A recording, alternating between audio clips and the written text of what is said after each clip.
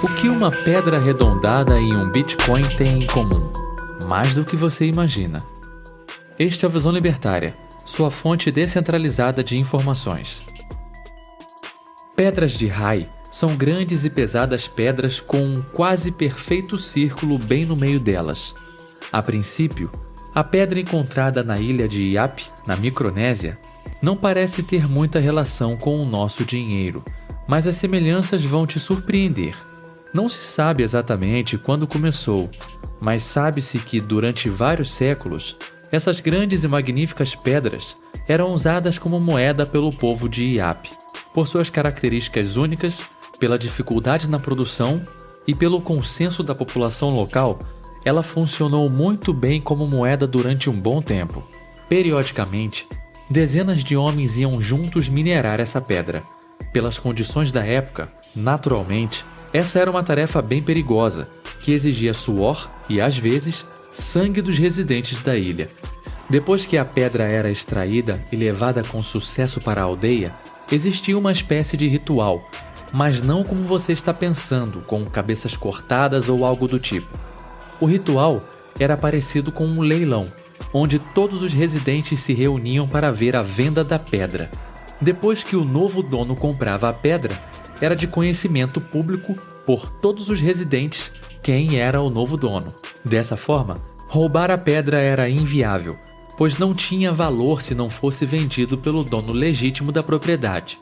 A pedra era escassa e o sistema funcionava muito bem, já que o problema da divisibilidade da grande pedra era suprido pelo uso da divisão da pedra. Você poderia ser dono de uma pequena parte dela e, dessa forma, não precisava ser muito rico para comprar a pedra inteira.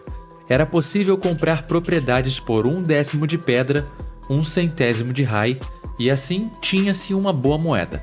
Em 1871, um navio de um americano de origem irlandesa desembarcou na ilha, interessado no trabalho dos residentes para transformar coco em óleo de coco.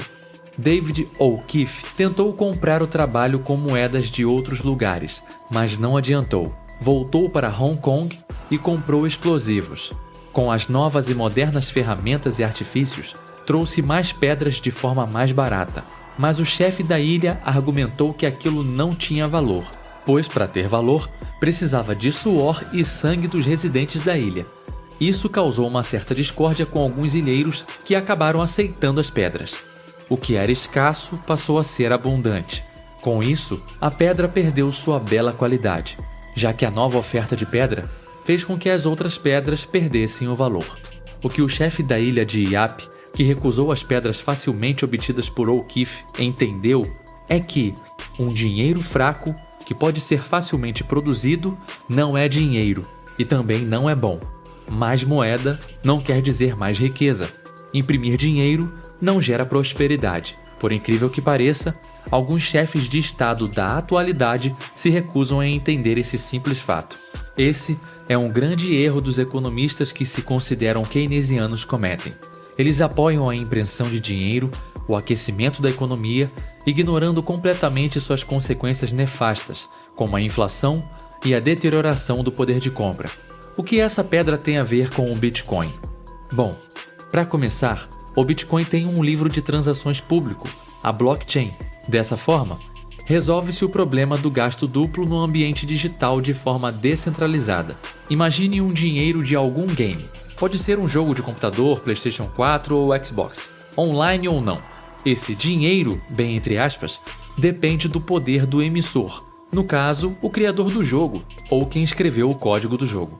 Quem nunca jogou o GTA ou Grand Theft Auto? Alguns vão lembrar de um cheat muito conhecido de dinheiro. Você apertava alguns comandos e mais dinheiro aparecia. Mas isso nunca poderia acontecer com dinheiro de verdade, certo? Não se pode confiar em uma moeda que pode simplesmente ser inflacionada com um apertar de um botão. Porém, a moeda estatal, depois do fim do padrão ouro, é exatamente isso. Claro, existem algumas reuniões, algumas trocas de figurinhas no grupo do Zap entre o Bolsonaro e o Paulo Guedes, mas no final, governos ao redor do mundo têm quase total poder sobre suas moedas nacionais. E isso é extremamente perigoso. Com o Bitcoin é diferente. A emissão dele é limitada e pública. fazendo com que nós saibamos exatamente quantos bitcoins foram minerados e quantos serão no total. No caso, só existirão 21 milhões de bitcoins, e a data só podemos estimar. Moeda é nada mais que uma unidade de troca. Antes, era possível fazer a prática conhecida como escambo, trocar 2 ovelhas por 50 galinhas, um sapato por algumas maçãs, por exemplo. Isso pode funcionar em pequenas sociedades, com poucos membros, mas tem um problema de escalabilidade. Como seria difícil trocar uma casa por sapatos? Teriam que ser muitos sapatos. Ou até pior, se fosse trocar por maçãs. Maçãs estragam, e até conseguir juntar todas sem estragar seria impossível. É aí que entra o papel da moeda. Sem trocadilhos, moeda é aquilo que você não quer, mas compra para trocar por outra coisa. É uma medida. Dessa forma, muitas coisas foram usadas como moeda: gado, conchas, pedras e até sal. Daí vem a palavra salário. Naturalmente, algumas formas se destacaram, e essas foram os metais preciosos, principalmente ouro e prata. Por serem extremamente escassos, metais preciosos foram usados como moeda por milhares de anos, por civilizações ao redor de todo o mundo, se mostrando uma moeda bem perene ao tempo. Tais metais possuem um histórico de se valorizar em crises, sendo conhecidos atualmente por serem armas contra a inflação. Por vezes, o Bitcoin é apelidado de ouro digital pelos seus entusiastas e economistas, mas ele tem várias características diferentes, incluindo vantagens e desvantagens. Enquanto o ouro tem um ótimo histórico de milhares de anos, o Bitcoin não tem nem 2 décadas. Por outro lado, o ouro tem que ser armazenado de forma física, e é difícil de transportar sem que o Estado saiba. O Bitcoin pode ser transferido para qualquer lugar do mundo, de uma forma simples e quase anônima. Além disso, ele é mais verificável, ao contrário do ouro, que é consideravelmente mais caro para ser verificado. O Bitcoin não pode ser falsificado, ao contrário da moeda estatal. Não vamos nos prolongar falando sobre falsificação de dinheiro estatal, mas os maiores causadores da queda das moedas fiat estatais são os próprios governos, que não podem resistir a inflacionar um pouquinho, causando perda no poder de compra e o efeito cantillon, que faz com que os primeiros a receber o dinheiro fresquinho consigam comprar as coisas antes da inflação chegar, dando uma vantagem competitiva. Ao passo que as moedas fiat são inflacionadas, o Bitcoin é deflacionário. A cada 4 anos, sua emissão é cortada pela metade. Como diria Nassim Taleb, no pior dos casos, é um seguro contra uma distopia orwelliana. E para lembrar os governos que a emissão de moeda não é mais monopólio estatal. Pode ser volátil, ainda não é uma grande moeda, mas é a primeira moeda orgânica. Não será fácil. O inimigo não irá ficar parado. A moeda passará por dificuldades, banimentos, atualizações, hard forks, mas sempre será o Bitcoin que pode se reinventar. Seu dinheiro está em sua mente. Memorize o código e enquanto eles ainda não têm poderes psíquicos, só de não terem suas chaves já é um belo começo.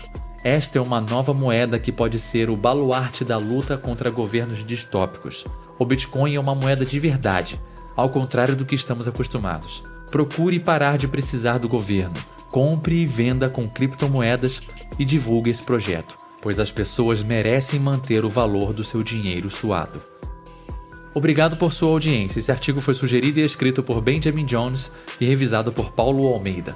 Se você gostou desse vídeo, clique no ícone de curtir abaixo e compartilhe o vídeo em sua rede social. Se deseja ser notificado de outros vídeos, clique em se inscrever e depois no ícone de campainha. Até a próxima!